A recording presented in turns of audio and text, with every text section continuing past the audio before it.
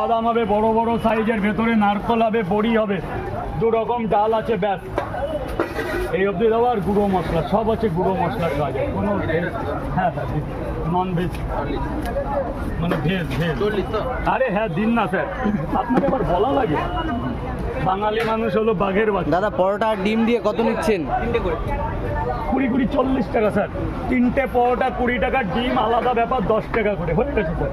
ডিম নিলে আলাদা টোটাল 30 টাকা। 3টে পরোটা আর সবজি দিয়ে? সবজি দিয়ে একটা ডিম দিয়ে 30 টাকা প্যাকেজ। আচ্ছা আচ্ছা, দাদার দোকানে এখানে দেখতেই পাচ্ছ পরোটার সাইজে কোনো কথা হবে না। না কত বাবু, কত?